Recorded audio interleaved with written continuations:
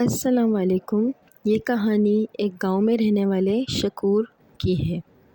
شکور ایک کسان تھا اور اس کے پاس کافی زمینیں تھیں۔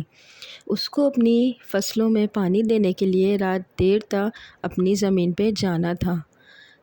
یوں وہ گھر سے نکلا اور اپنی زمین پہ پہنچا۔ جب اس نے پوری فصل کو پانی دیا تو رات کافی ٹائم ہو گیا۔ اس نے واپس کا ارادہ کیا اور اپنی سائیکل لی اور سڑک کی طرف نکل گیا۔ چلتے چلتے سڑک پہ رات اندھیرا بڑھتا جا رہا تھا۔ شکور بہت تیزی سے سائیکل چلا رہا تھا کہ اچانک اس کی سائیکل کے آگے ایک بکری کا چھوٹا سا بچہ کھڑا ملا۔ شکور نے سائیکل وہیں روک دی اور اتر کے اس بکری کے بچے کو دیکھا تو وہ بہت معصوم اور چھوٹا سا تھا۔ اس نے اسے اٹھایا اور اپنی سائیکل کے پیچھے اسے بٹھا دیا۔ کہا، اس ٹائم یہ بیچاری یہاں کیا کر رہی ہے؟ کوئی بڑی گاڑی آ گئی تو اس کو مار کے چلی جائے گی۔ میں اس کو شہر کی طرف یا کہیں اور اتار دوں گا۔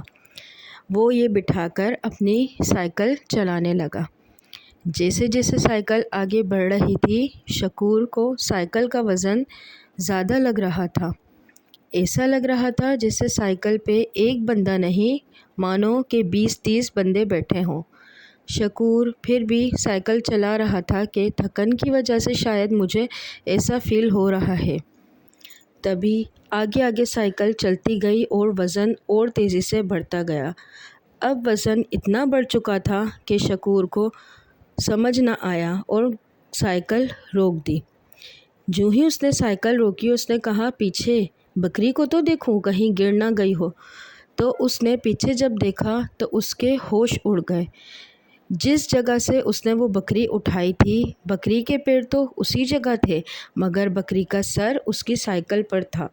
وہ بکری اتنا لمبا ہوتی جا رہی تھی اور اپنا وزن بڑھاتی جا رہی تھی۔ یہ دیکھ کے اس کو کچھ سمجھ نہ آیا۔ وہ بہت خوف سے ڈر گیا اور بے تحاشا چیخنے لگا، مگر وہاں کوئی نہ تھا۔ اب وہ بہت ڈر گیا تھا۔ اسے کچھ سمجھ نہ آیا تو اس نے فوری طور پر آیت الکرسی کا ورد کرنا شروع کر دیا۔ جتنی صورتیں، جتنا قرآن مجید اسے یاد تھا، اس نے وہ پڑھا اور اس بکری کو اپنی سائیکل سے دور پھینکا اور اپنے اوپر آیت الکرسی کا ورد کرا اور دائرہ میں رہ کر اس نے دوبارہ سائیکل پہ بیٹھا اور تیزی سے گھر کی طرف بڑھا۔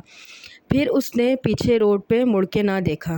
جب وہ گھر پہنچا تو اس کو بخار بہت تیز تھا۔ ایک ہفتے تک شکور بستر سے اٹھا نہ تھا۔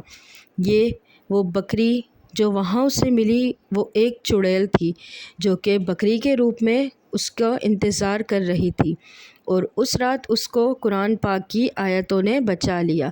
اگر وہ وقت پر اتر کے آیت نہ پڑھتا تو آج شکور زندہ نہ ہوتا۔